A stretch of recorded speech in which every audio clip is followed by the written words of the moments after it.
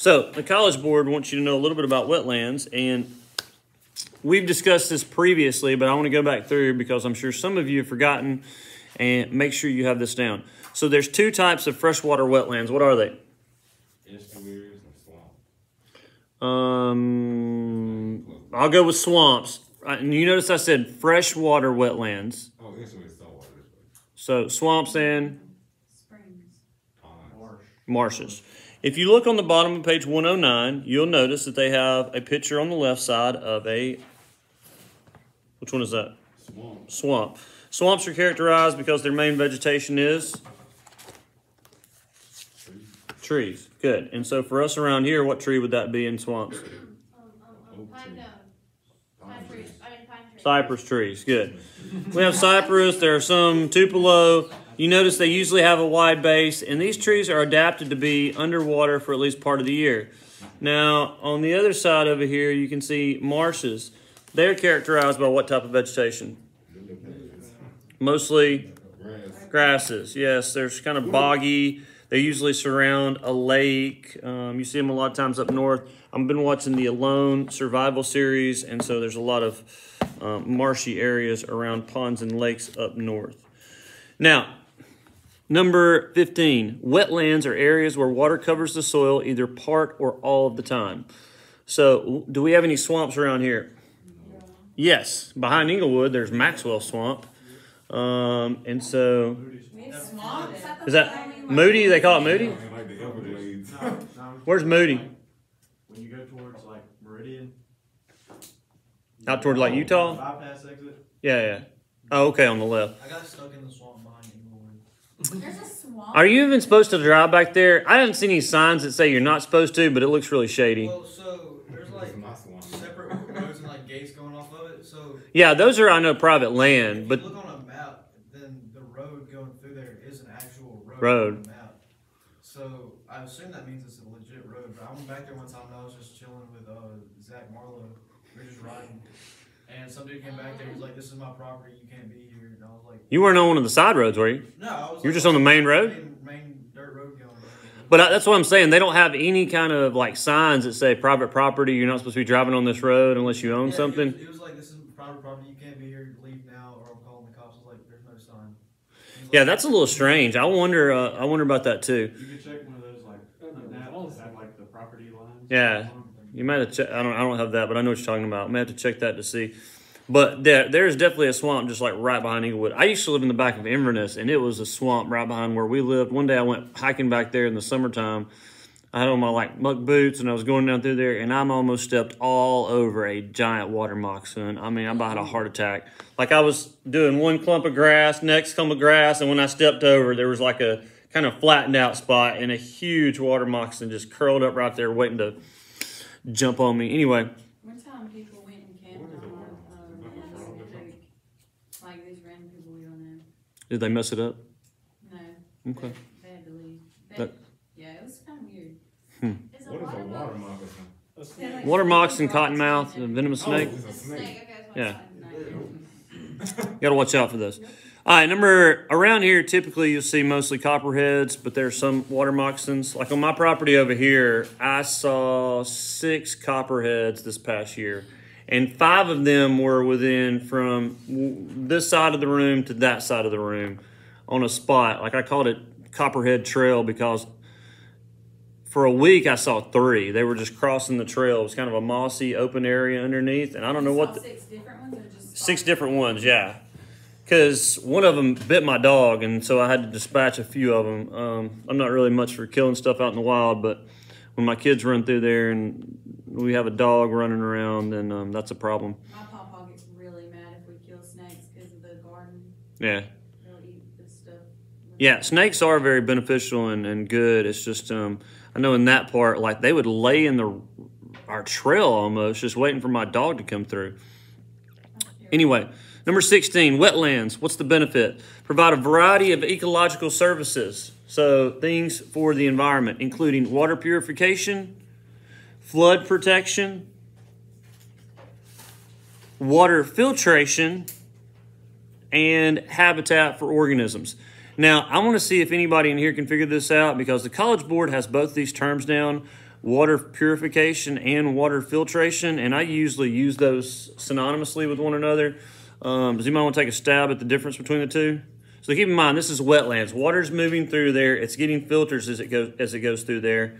Does anybody want to make a distinction? I'm not really sure what they mean. I'm gonna have to look further into this, but Does the animals, the organisms have anything to do with the filtration or the purification of the water? I think the filtration and purification, I mean,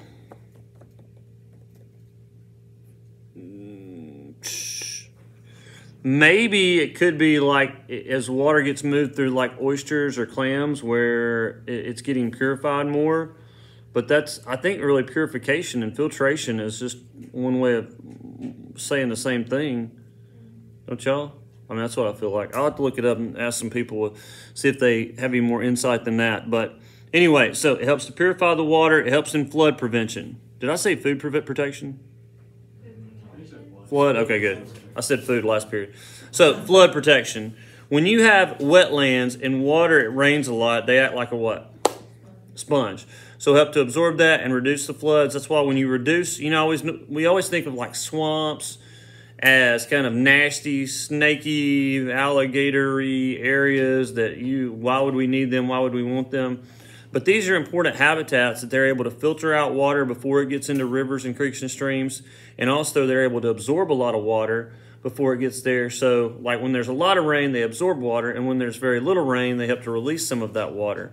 So it helps to moderate the stream flow. So both those things are very important. And they also provide valuable habitats. So there's a lot of fish there, a lot of microorganisms and macroinvertebrates and different plants. There's actually a really good swamp. Are y'all familiar with Marion? I know where that is, about an hour south of here. If you ever go down toward Marion, there's a place called Perry County Lakes. It's like a county park that they have. And you need to go out there. They've got like 100-foot tall, maybe it's 80, it's like 80 or 100 feet tall birding tower that you can walk up to the top. It's just like a bunch of switchbacks, a metal tower. And like you are above all the cypress trees. You can see like the whole area above it. You can walk up to the top. And then they've got trails that go down to the Cahaba River. You walk through like a swampy area on a trail. It's a really cool place to go out there and visit and hang out. They used to have a, one year they had a bald eagle nest out there. Right off one of the trails. So if you're ever down toward Marion, looking for something to do because there's not much to do down toward Marion, maybe check that out. All right, let's see. Number 17, threats to wetlands. All right, let's turn over to the next page, 110 here really quickly. We talked about freshwater wetlands being swamps and marshes. What are estuaries? Estuaries is another type of wetland. Brackish and other water mix or something. Okay, so it's where fresh and salt water mix. So we call that water brackish, good. And then, what else? What else we know? There's two different types of estuaries. It's like dark water. Yeah, usually the water we think of kind of like almost tea-like because there's a lot of stuff around it. I guess as it's getting filtered and filtrating through there. You might know? So we went over these beginning of the year. I might want to write these down again. Mangrove swamps, which are found where? Tropics, good, and subtropics. So for us, you would have to go down about to the Florida Keys if you wanted to see some mangroves. There's quite a few down there. That's considered the subtropics. And then the salt marshes is the other one. So here's a picture of both of these. So we could find salt marshes if we went where? Yeah, to the Gulf. So like here's the salt marsh. It's characterized by salt-tolerant grasses. And here's mangrove swamps. You can see these mangrove trees with the big roots that go in the ground here. Mangroves are one of the most protected tree species in the world. Why, if you were running a country, Rachel, would you want to protect your mangroves? Because they prevent runoff into the water. Okay, so they did provide some filtration in the water. What else? They prevent erosion. Prevent erosion. So if you had people that went out and cut down the mangroves, let's say you're running a country and your country is X amount of acres, you cut those down, then there's nothing that's going to be holding that soil and sediment in place, and you're going to actually lose land in the process. The more mangroves you have, you actually build up land as that sediment moves out because all those roots help to trap dirt as it moves down the river and streams. So you want to maintain as many of those mangroves as possible. So they are a very valuable resource at maintaining the shoreline. All right, threats to wetlands and mangroves include commercial development, so people building stuff. Like somebody might come through and say, hey, this area's pretty nice. I'm going to build me a fishing shop on the side of the river here. Or I'm going to build me a little hotel or a motel, and I'm going to clear out a little area, and it's going to be awesome. Well, in doing so, you're removing a lot of that habitat and a lot of the benefits that go with that habitat. We see this a ton affecting wetlands in what state? What state do you think has the most wetlands that are affected? Either Louisiana or Florida. Yeah, I was thinking Florida, and then I thought, Louisiana's probably getting closer now. Florida's got a lot of wetlands, so I would say it's probably number one historically. But now, Louisiana's had some big issues with their salt marshes getting eroded away and development taking place. And so let's say that you lived in South Louisiana, Jason, and there's they had a couple hurricanes this year, right? And so that storm surge comes in, the less salt marsh you have, the more flooding is going to take place. So it's a valuable kind of buffer between you and the ocean when there's any type of big storms like that. Okay, What so is it that's in Georgia, like near like Savannah? Like, what are those? there's small kind of swamps up and down through there. But there's something else like those. In southern Georgia, they've got the Okefenokee that's a huge swamp, but I don't know. It looks like a salt marsh. And like, Yes, they have salt marshes all up and down the Georgia coast. If you go any of those islands up from Savannah all the way down to like Jacksonville, you're going to see salt marshes all up and down through there. There's actually, this is a side note, one of those islands has a bunch of lemurs on it, I think. It's lemurs or monkeys. You know what I'm talking about? Yeah. I'll say it's St. Catharines. They did some kind of like experiment, or they did a movie, I can't remember what it was, on one of the islands, and there's still a bunch of those, either monkeys or lemurs. I think it's lemurs. We went to like Jekyll and then visited like the other islands Mhm. around it because they're like all near each other. Yeah. But I haven't seen. Yeah, a lady got killed by an alligator out there not too long ago. She was out walking around, like alligators come out of those creeks or side streams if they see The somebody. beaches are like really weird. Like I've never seen a beach like that, and like the trees looked weird. It's like It is a little bit different. It's not our typical Gulf Coast beaches, is it? no, you don't. I don't think you would go out there just to like sunbathe. And a lot of those islands, they have lots of alligators in Yeah. there. Yeah, there's a lot of alligators hanging out there. And there's like a bunch of like spooky stuff, like known for being, I don't know, Like they had, ghostly? a bunch of ghost tours and stuff. Ooh. And it was like dated back to Indians and stuff. It was cool. I'll watch out for the ghost. All right, let's see. Dam construction. DAM, to clarify on the internet. Why would constructing a dam be a negative for your wetlands? It's a barrier. What's it going to do to the habitat? Split it in half.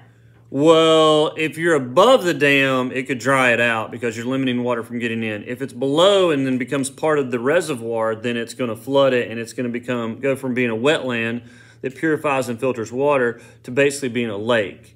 So you've changed the habitat, you've affected the organisms that live there, and you've also reduced its ability to perform those functions we talked about. So those are issues when you have dam construction. Is how is it going to affect the environment, the organisms, the water, things that we need and depend on. Overfishing. I typically think of overfishing like in some of these coastal areas, mostly occurring in poorer countries. I'm going to kind of stereotype here. Usually the poorer you are, the more likely you are to take chances doing what? I don't know that I would say stupid stuff. I would say take chances breaking laws if you think that it's going to help you get money or something that you or your family may need. So even if there's a fishing law that says, like we have fishing laws, maybe they have fishing laws in some places, and it's like you can only catch so many of these, but you catch a couple extra and you're like, I could really use these. It could help feed my family or feed my mom or dad's family or some neighbors or something. And so you see this kind of cycle that gets in place where you catch more fish, you catch the bigger fish, and then those bigger fish start to die out because there's less of them. Then you're catching the medium-sized fish, and then there's less of them. And once you start catching a lot of those, then there's not as many babies being born, and you see this decline take place. So that's one problem with our fisheries. And then the last thing is pollutants from agricultural and industrial waste. So there's a number of, like if you look up now in the Black Warrior River on the Google Maps, you'll see like farms all up and down the sides of the Black Warrior River. Why do people farm next to rivers? Like all over the world. One, there's a source of water, but even like where we are, where we've got plenty of rainwater. The ground's more saturated. The ground has a lot of nutrients in it. So what happens in like a flood? When it floods, a lot of those nutrients and stuff in the river will come out and they will deposit on the banks. And so these areas we would call floodplains, a lot of people will farm next to them. Well, if you're farming right up next to the bank and you're using pesticides and fertilizers and it rains, then that's going to go into those streams and rivers and creeks. So that's actually going to come up. That's one of our environmental issues in the video we're going to finish up today. But hopefully this self-explains the importance of wetlands. And then the last thing here real quick, eutrophication, number 18. Eutrophication occurs when a body of water is enriched in nutrients. That's number 18. Number 19 takes us through the different steps of eutrophication. Now, I'm going kind of quick for you people, 3 of y'all on the internet watching this, because we already went over this quite a bit earlier in the year. So I'm going to take you through the steps, though. And this is talking about cultural eutrophication, DeQuinte, when humans put excess nutrients or waste from animals that we're growing get in the water. So you have waste go in the water like phosphorus and nitrogen. What happens next? You need to know these steps. Let's say you got a pond or a lake, or there's runoff of waste or animal waste or nutrients from a farm. What do you have? What's the first thing that happens in the pond? Well, fish might die. Before the fish die. You got nutrients run off. Come on. Algae. Algal bloom. So you have algae start to grow. Algae grow fast, algae die fast. What happens to the algae that die? It breaks down. What breaks them down? Dissolved oxygen. What breaks the algae down that are dying? Microorganisms. Like bacteria in the water start to break them down. Bacteria start to break them down. They use up the oxygen in the water. And as the oxygen gets depleted, then the fish and other aquatic organisms that have gills and breathe water, they start to die. Okay? So that is the process of eutrophication, where you have that excess nutrients that causes the algae to bloom. Algae grow, algae die, bacteria break them down. They use up the oxygen as they break them down, that decomposition. And then once they break them down and the oxygen's used up, then fish and other stuff starts to die. I told y'all the story about like growing up in church and like our pastor had a pond and the fish would come to the top. I tell you about this? No? So like I went to the small town church growing up and our pastor, he had cows and he had a pond in the middle, like a catfish pond people could come fish at. And almost every late summer, early fall, when it didn't rain very much and it was really kind of pretty hot, that water was really stagnant and there was very little oxygen in it. And so he would call my dad up almost every year, like him and some other guys, and he'd be like, the fish are coming to the top. And so I never really understood this growing up. I just knew the fish were coming to the top and dying. And so we would go over there and like, sure enough, catfish, which can survive in low amounts of oxygen, would be coming up to the top and you'd see them like it's like they're gasping for air. And they would take like a seine net and just drag along the surface and get all those fish out that were coming up to the top. And we'd have this ginormous like fish fry. It was amazing. But I never understood like the science behind what was going on until now when I started teaching this. So that it was that lack of oxygen. He also had a pasture. So he had cows. There was waste. It didn't rain much. It was hot. And so oxygen levels just like bottomed out and those catfish just couldn't survive. Well, most of the